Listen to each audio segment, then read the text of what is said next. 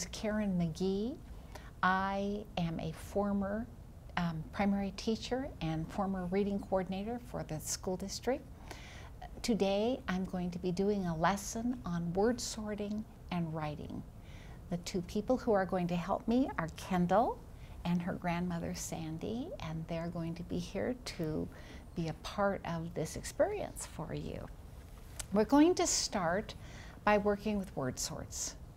Word sorting is a way that teachers especially deal with the spelling issue. And spelling is considered one piece of the writing process called the conventional piece of the writing process.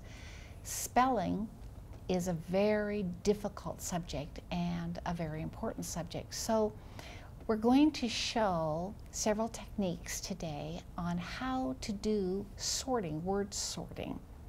The first word sort that we're going to do is called a full object sort. So, Kendall, what I've got here, I have some tools here.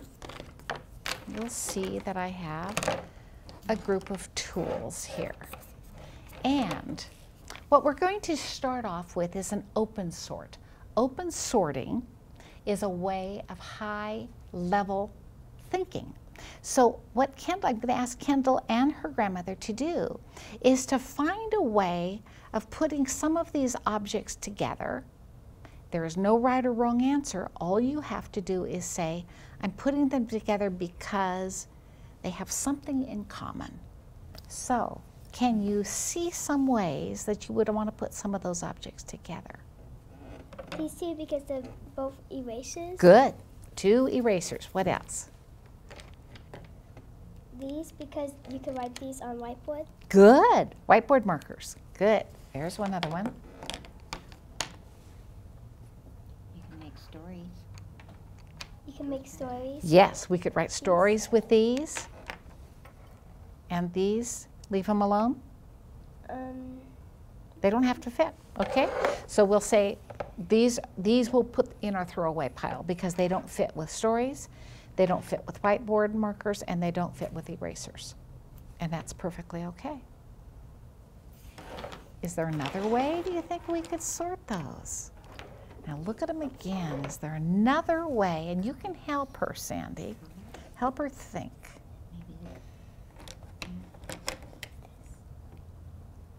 How many different colors do you have? Here's green and here's green. Oh. Yeah, but these are green. This is blue and this is blue. Okay. And these two are just black and red. And this could, black could go with this black, right? And if we do the back, This. why is that one going to go? It doesn't fit. So do this one as your throwaway pile. Very good. That. And why would you put this one with black because it writes black? Or no? Yes? Okay. So this eraser, black, black, black, and then the lead of the pencil is black. Green, blue, and throwaway pile. Perfect.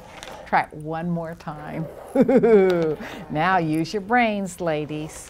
Okay. Sandy, you can help her think. How about gluing and cutting and gluing pictures? Okay, there's one. Okay. Those are things that we can cut and glue to make pictures. Okay.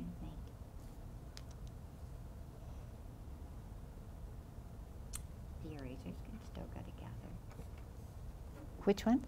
The erasers? Or all the Well, black. why don't do All this the one black. then? Or erasers. Look, Yeah. we could say all 3 of those erase. Ha, ha. So those all can erase. These are all writing instruments.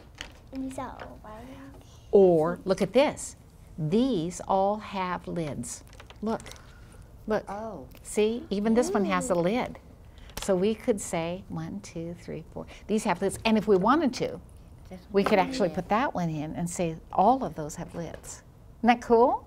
So you can see that we are sorting real things, and this is oftentimes the way that we start sorting with very young children, with real objects.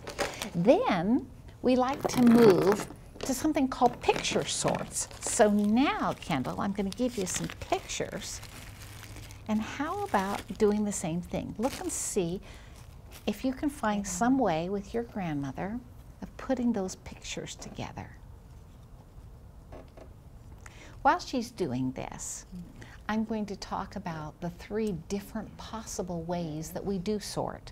One is by meaning, and you can see that on the real objects, for the most part, we used a meaning sort. There was some reason why we had to do those associated with meaning. The second way would be through a visual idea, a visual impression. And we could also say, when we were doing colors, that that's visual, so colors could have been visual as well. The third one is sound, and obviously you can't do a sound relationship with these particular objects, but she's sorting right now, and we're going to take a look and see why she did it. Okay, Kendall, tell me what you did. So I put these together because they are all green. Good. And? What do we do with this? Those are red and orange colors. Red and orange. Okay, but what about that pepper? It's green, so it could go in here. Yeah, good. Dang it. If only we could cut them apart, right? All right. Stir them up. Find a new way. So green and you could have said green and not green if That you'd was wanted to. Green and not green. That's perfectly okay. Round. It is something. It is. Oh, look at this one. Good idea. Shapes, round, round. Yes, even the Brussels sprouts are round, aren't they? What is that? It looks like ginger root or I didn't know what that was. I'm not sure. Yeah, me either. And Cinnamon roll? so how about if we do leaves? Leaves. What? That doesn't have leaves though, does it? Doesn't fit. No, that's a no fitter. What do you think? Well, these are long vegetables. Long skinny vegetables. And these are don't fit? I don't think so. I don't either. Okay, try it again, one more time. Okay. The rule of thumb is sorting 3 times. And the idea that a grown-up works with a child is perfectly okay, because what we're doing is just pressing ourselves to rethink of different possible ways that we could sort objects. That's our whole goal. And we're studying these objects as we're trying to think about them. You like carrots. I know you like carrots. You like my carrots. Okay. Peppers. What? Yes or no? No. No. Yeah. Yes? No. No. Okay. Brussels sprouts? That's what's. Brussels sprouts? They're little cabbages. Yeah. Yeah. So what are you doing? I'm doing the stuff I like and don't like. Perfect. Things I like, things I don't like, absolute perfect. We don't We're not know. sure. We do not know what that thing is. Take one bite. I promise you it doesn't look like something I'd want to eat. Does it to you? Me either. I don't think I would like to eat that. But that's a perfectly good sort. Things I would like to eat, things I do not want to Or this eat. could be put away. It's like spices. Yeah. Most of the time we wouldn't eat them. We might season our food with them, but most of the time we probably wouldn't nibble on them. So put away. Yeah, I'd do it just the way you did it. Good job. Good job. And Okay. became a rabbit. So that is called a picture sort. Now, the third kind of sort is a word sort. And in school, the kind of sorting we do to actually help youngsters spell are in fact word sorts. So we're going to, and I thought I had gotten it out, and I guess I did not. We're going to sort some words. Now, sorting some words. So she's looking at her words, and she's going to find some reason to put her words together. Okay. And you don't need to do all of them. I'm going to pull these away because we've got lots here. So now look at these words and see if you can find some reason to put some of them together. Remember, not all of them have to fit. It's perfectly okay if you say, I don't know. And if you don't know any of those words, please tell me and I'll tell you what the word says. Okay. All right, take a look. And you're welcome to help her. Oh, I already see what you're doing. Good job. Keep looking. So what is your sorting pattern? I'm going to do the E's at the end. The E's at the end. Good. All right. So she's finding words with E's at the end. And how about date? Good. So that's a perfectly good one. All right. Now I think you've got all your E's at the end. What else? Now what do you want to do?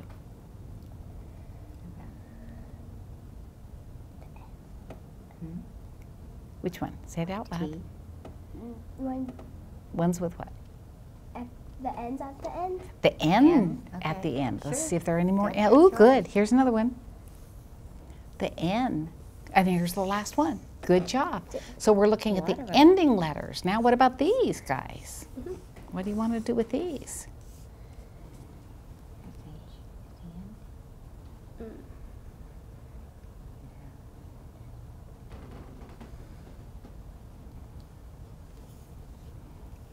Want those two SHs? All right, here's two SHs at the ending. So she's looking at all of her ending sounds.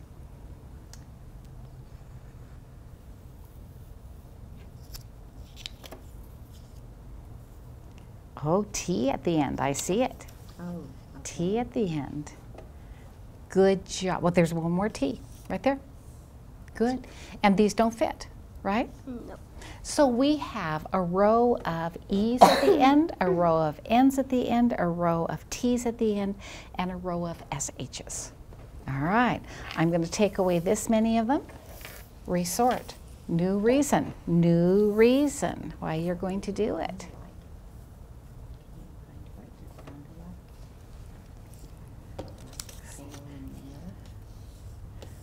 Oh. Sandy suggested how they sound alike. Are you looking at, oh, you're looking at the whole, are you looking at rhyming sounds at the end? Got it. Here. Good. Good. Stain and Yes. Stain and rain. Good. There's another one right there. Good job.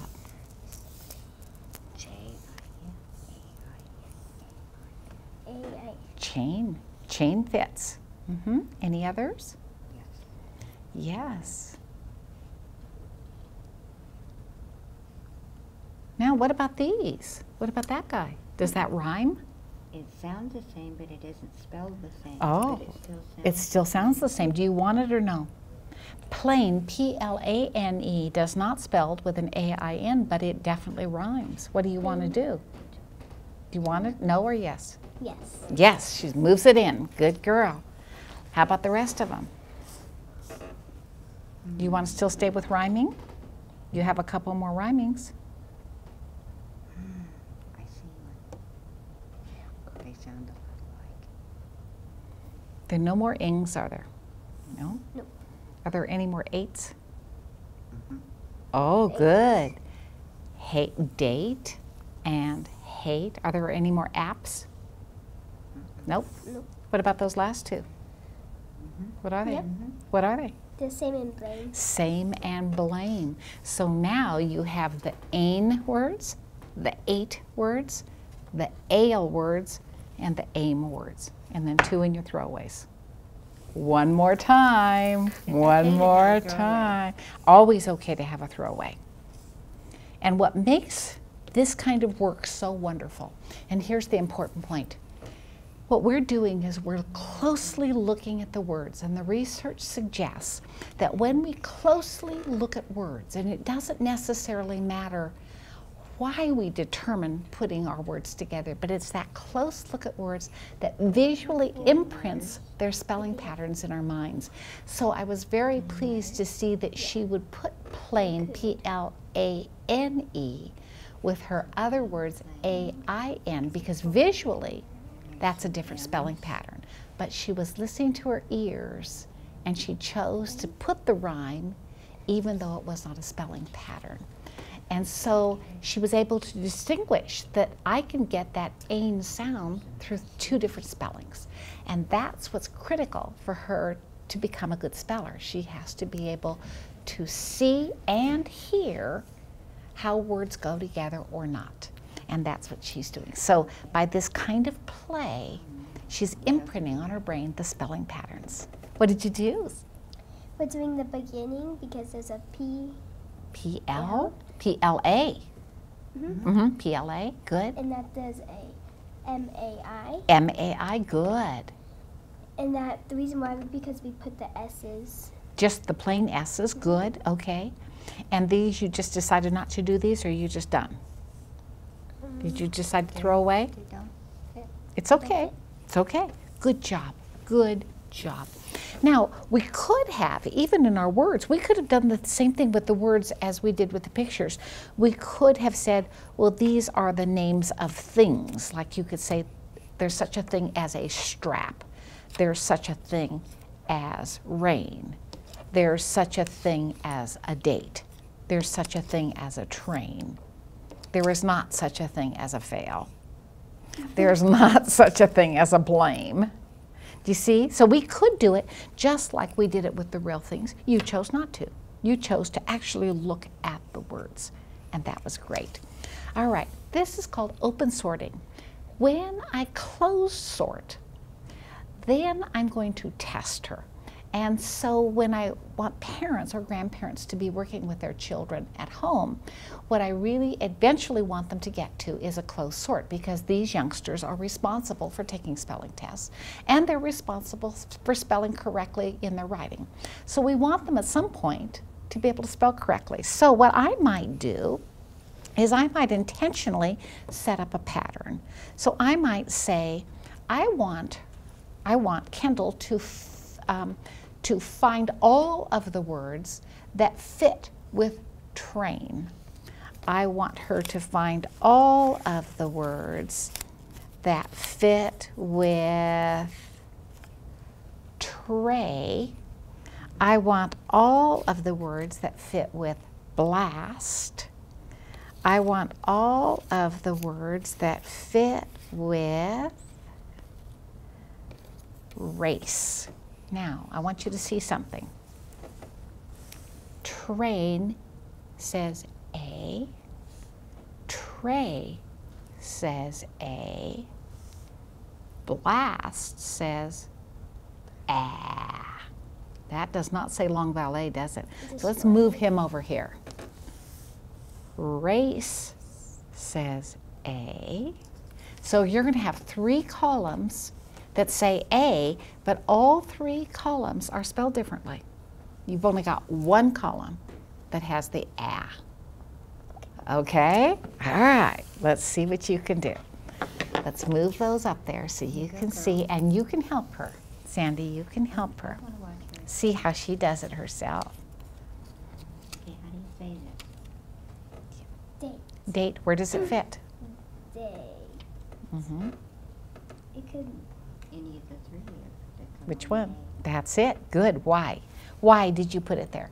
It's That's because it has the long A, not the short the long A and made with the E. silent E at the end. Good job. Good. Rain. Rain, and where does it fit? How is that long A spelled?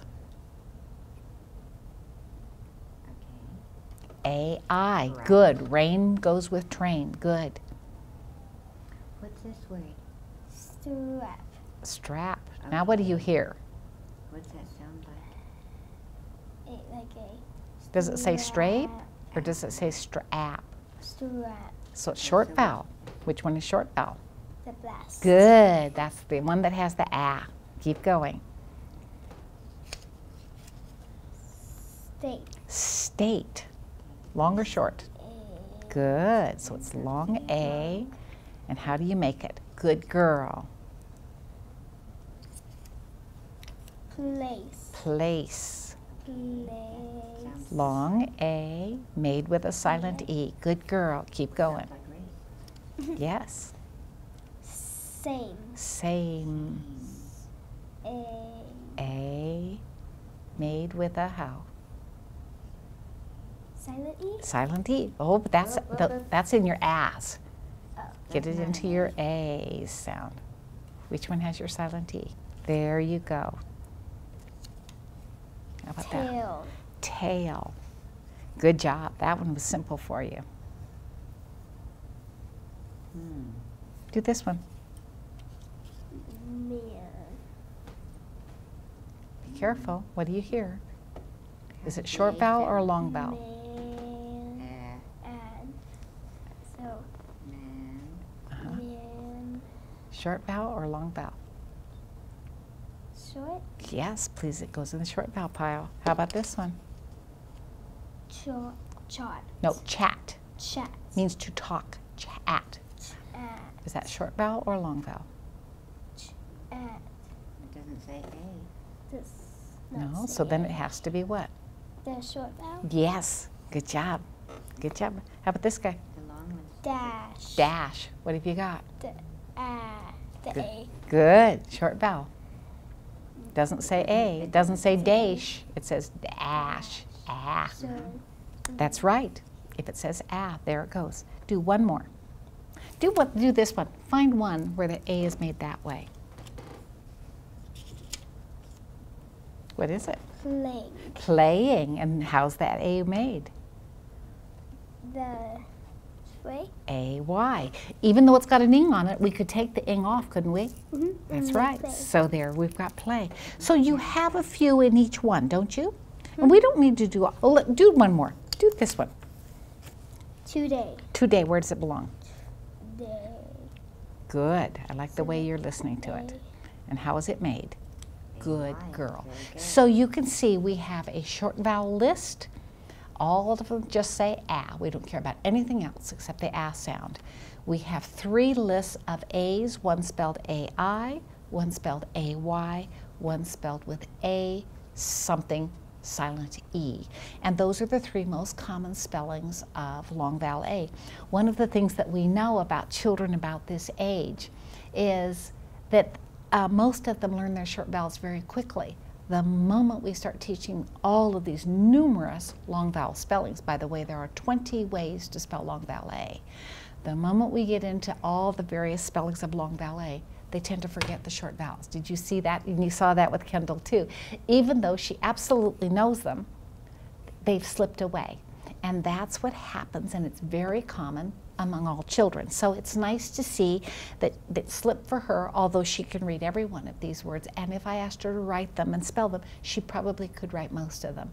Nonetheless, in this sorting piece, it's starting to stabilize that for her. So this kind of activity is stabilizing those spelling patterns in their brains. If parents and grandparents would do this with them a couple of times a week with their own spelling words, it's a guarantee. Combination. Yes, this kind of work would stabilize the spelling in her brain and really help her become We're going to start a portion of our program called writing, and we're going to work on 2 different kinds of writing.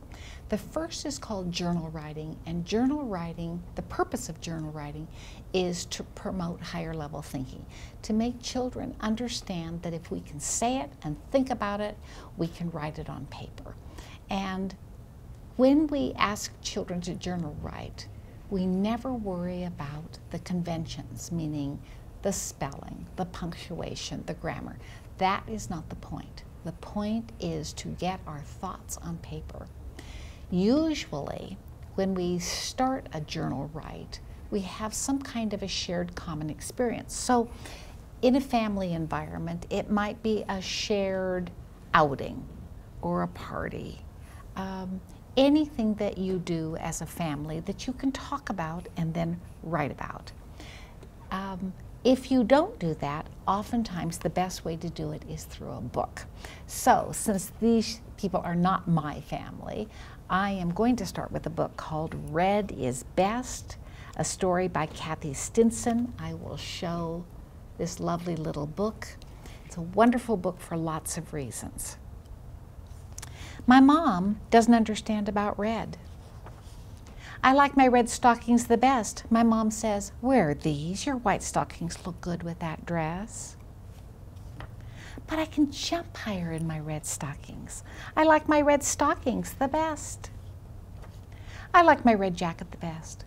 My mom says, you need to wear your blue jacket. It's too cold out for your red jacket. But how can I be Red Riding Hood in my blue jacket? I like my red jacket the best. I like my red boots the best. My mom says you can't wear your red boots in the snow. They're just for rainy weather. But my red boots take bigger steps. I like my red boots the best. I like my red mitts the best. My mom says, your brown mitts are warmer. Your red mitts have holes in them. But my red mitts make better snowballs. I like my red mitts the best. My mom says, your yellow pajamas will keep you warm when you kick off your blankets.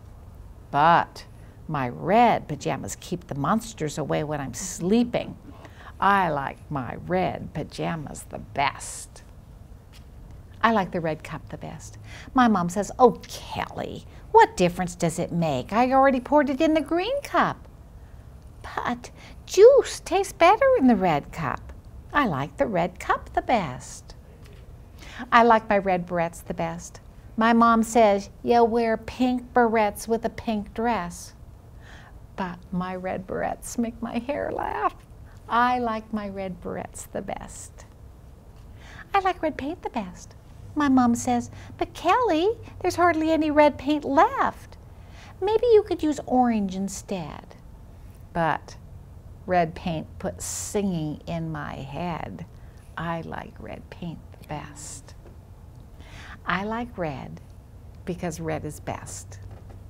I love this book for lots of reasons, lots of reasons. But before we start on the journal, I want to show you something called the fist. The fist is a non-writing way of thinking about writing.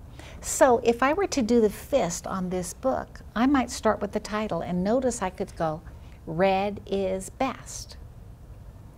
I like red pajamas because they keep the monsters away. I like red barrettes because They make my hands sing. I like red cups the best because They make the juice taste better. I like red boots the best because They take bigger steps. help me with my memory. Mittens. I like red mittens the best because it makes better snowballs. red is my favorite color.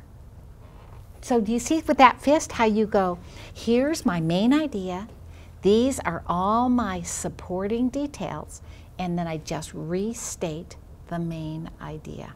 Now, if we're going to play with that again, how about Sandy, if you make the fist this time, and let's do this.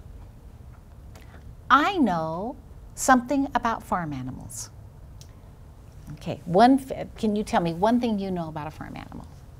That pigs oink. Pigs oink. Sandy, you do one. Horses run fast. I get to do one. Cows give us milk and meat. Your turn. Chickens give us eggs. Your turn. Sheep give us wool. Go back to a fist. Can you say an ending? That's why I like farm animals the best. Perfect. Perfect. Do you see how wonderful that is? And we can do that about any topic at all. And see, in your families, you could even play that game in the car when you're driving, where you just have a topic and then everybody has to give a detail. Isn't that cool? And you know what's neat about this? When you get older and you have to write a big essay, that's exactly how you write a big essay. Isn't that great? Okay, so what we're going to do now is we're going to get out a journal. A journal is just blank paper. That's all it is. I do not do lined paper. Obviously, Kendall is old enough to be working with lined paper.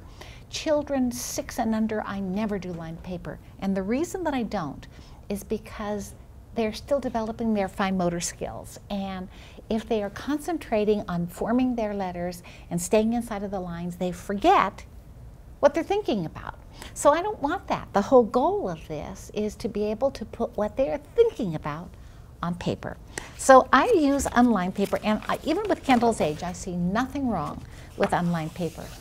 When I start a journal, I always start with a picture because the picture helps the child stabilize her idea. So, would you think about your own favorite color and say to yourself that just like in our book, you might say to yourself, I like, I don't know what is your favorite color? Do you have a favorite? Which one? Light blue. So she might say in her mind, I like blue the best. Now think of one reason why you like light blue and draw that. Think of one reason why you might. Write it. Draw, draw, draw. Whatever you're thinking about that is light blue, just like Kelly, how she thought about the different things that were red and what she liked so much about them.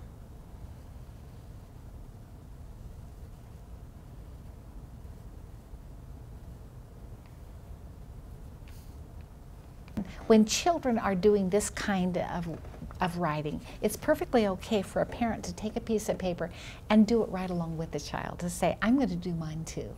And that's perfectly acceptable because it allows this wonderful conversation. Okay, now write about it. I see your drawing, now write about it.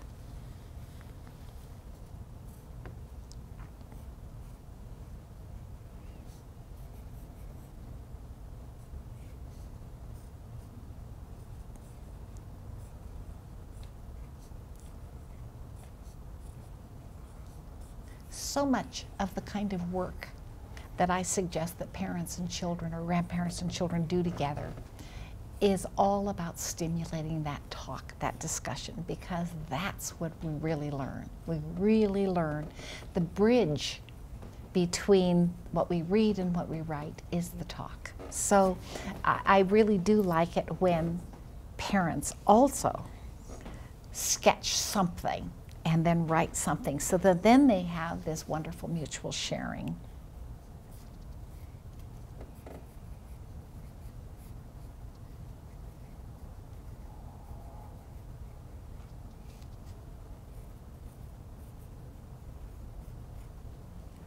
Read it to us. I like my light blue pajamas the best because it makes me comfy. It makes me comfy. And look at her drawing. There are her pajamas, and there is her writing. Her writing, by the way, is amazingly correct, but I don't care about that. Even if it were not correct, it would be perfectly acceptable. And when we have very young children, it's not at all uncommon for a very young child to draw a picture of something. That child, if Kendall were a 4 or 5-year-old, she might have that same drawing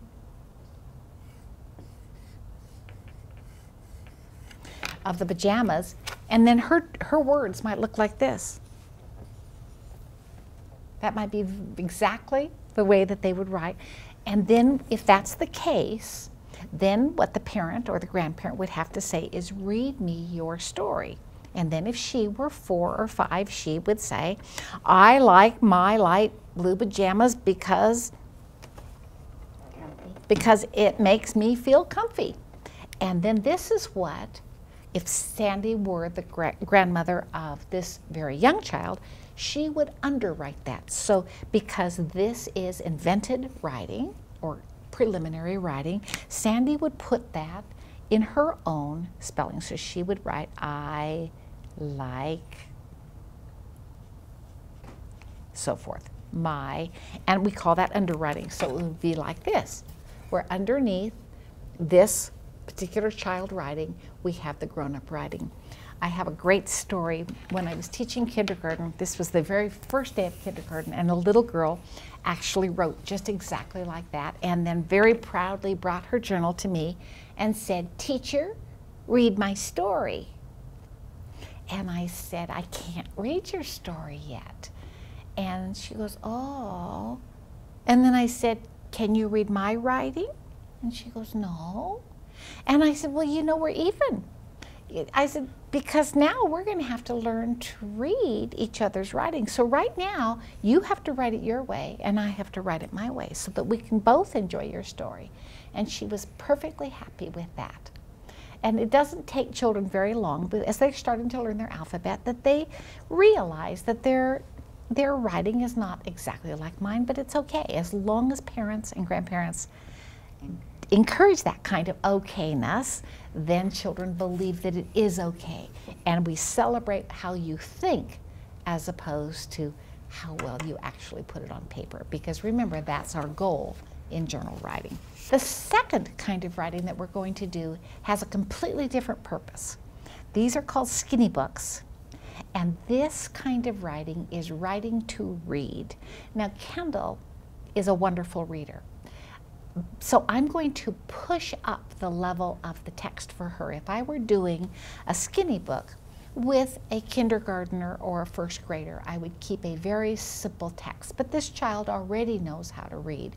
So I'm going to make the purpose of the writing an actual grammar skill. I'm going to teach her how to write dialogue. Dialogue was evident in the book that we read, where Mom is constantly talking to her daughter Kelly. So it's a natural skill lesson that Kendall could now do in her skinny book.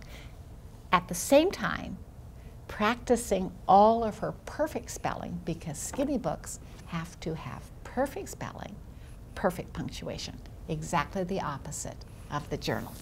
Okay, so we talked about red. We have a bunch of red items. I'd like you to pick out 5 of them.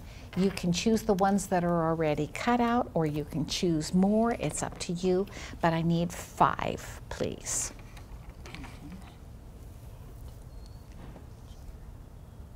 Oh, good, okay.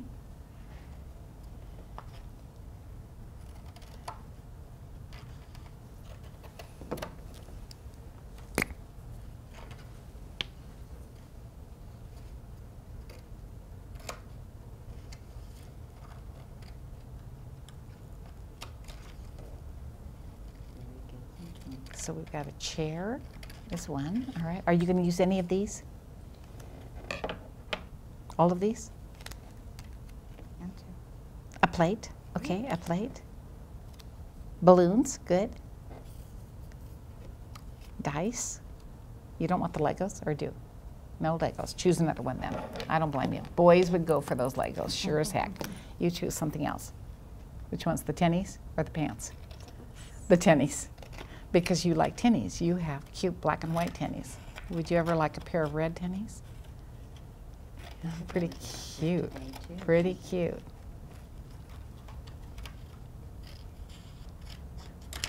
Good job. Okay, first thing that we do is we put the title of the book. And I usually do that for the child. And the title of our book is Read by, and then Kendall will write her name at the bottom, Read by.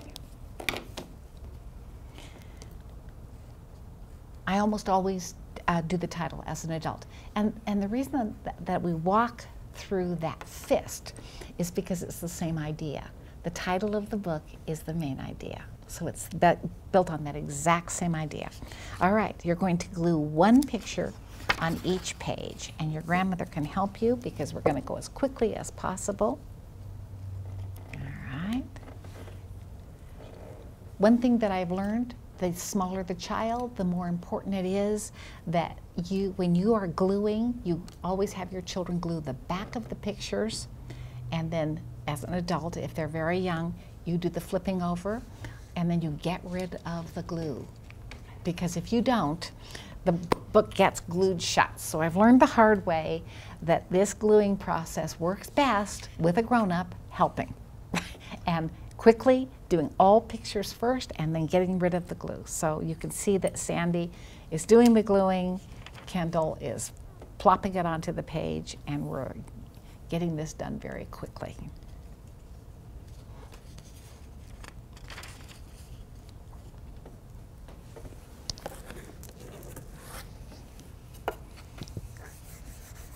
Good job. And then turn back to your first page and we're going to write. All right, here we go. Start way over, since you put your picture at the top, let's go on the bottom. And this is what you're going to say. Mom said, comma, quotation mark, I see the, and I'll have to come to my second line, red chair, period, quotation mark. Mom said, comma, quotation mark, I see the red chair, period, quotation mark. Learning to write dialogue is very, very difficult. What's so interesting is that we use dialogue all of the time, and so do very young children. The dialogue is not difficult. The punctuation is extremely difficult. So this is actually an advanced skill for her. I'm sure she has not yet been formally taught this in school. It tends to be taught around 4th and 5th grade, but she's very bright, and I figured that she can handle this particular process. Now, the nice thing about the Skinny Book is that it's a wonderful way to practice a skill, because she's going to write 5 sentences to go with her pictures. The sentences are going to be almost identical. The word that will change is that last word, which is the picture. So it gives her 5 opportunities to practice the punctuation. The writing is easy for her. The punctuation is the new skill. So using these Skinny Books is glorious. I have used them with children as young as 4, and I do a very simple sentence. The sentence I use is, I see the. And sometimes that's all I ask the child to write. And my focus for some of these children is just to learn those 3 sight words, I see the. Sometimes, if they're very young, it's simply to know that that's 3 words, I with a space, see with a space, the with a space. So there are so many skills that we are working with depending on the age of the children. So I always want parents to see that I can take this very simple technique and build enormous amount of skills. So she's working now. We're only going to have time to do this last one, and then Kendall, you can finish this book at home, okay, sweetheart? All right. But I want you to read the book as soon as you finish your last one. When I make Skinny Books, I usually make them with just 4 or 5 pages. And what's neat, if you want to make them at home, is again, you put 4 or 5 blank pages in between. Usually I do construction paper, but it doesn't have to be. And I go staple, staple, staple. Then I go cut, cut, divide that into thirds, and I have 3 Skinny Books. When a child finishes making a Skinny Book, I always say to parents, don't let this book get away. Store them in an old shoebox. And these are books that these youngsters can read over and over and over again, and they love them because they made them. And so depending on the skill, for the very young ones, it's just the skill of tracking print and learning how to read. For a child this age, it's remembering, that punctuation. How do I punctuate that dialogue? Okay, read it to me.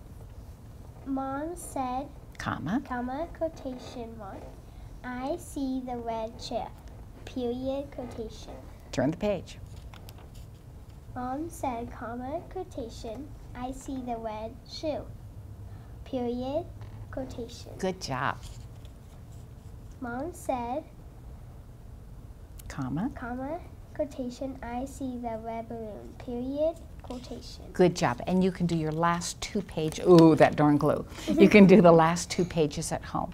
But you can see that she has created a book, and truly, by the time she completes this book and after she's read it a few times, she will remember how to punctuate that. And so the next time she actually writes a story, and I know that her grandmother has told me that she has written stories for her grandmother, she might choose to actually write a story in her journal using dialogue, and she will know how to punctuate it. And so that's the beauty of it. So those are our two major kinds of writing that I suggest that parents or families do at home. They have two wildly different purposes, both of which are extremely important for these youngsters to be successful in school. One of the ways that I collect pictures for skinny books is that I use magazines. I get my magazines from the beauty shop. I use newspapers. In the newspapers, in the middles of the newspapers, you can find food items, all kinds of food items. And then, and you can do this with your children, is you actually classify them, and you can see that I stick them in all kinds of things. Here are things that are pink, pictures all about school, obviously color words. Sometimes I put them in plastic Ziploc bags. Things about winter, things that come into cans, things that move in the water. So when I'm sitting in front of the television set, if I have a bunch of magazines, I just cut them apart. And then with a child, because these children are so very bright, is to say, let's sort them and then put them in a category, and then whenever we make a skinny book, we could easily say, what do we want to write about today? And we would have a whole bunch of ideas. And that would be kind of fun, wouldn't it? You would probably enjoy that. And you could say, well, let's write about things that come in jars. Let's write about spring, since it's spring. All right, and then we could decide on our sentence, and then we're ready to go. Thank you. Thank both of you. Thank you. Look, Thank you for the you're experience. welcome. Thank you, honey.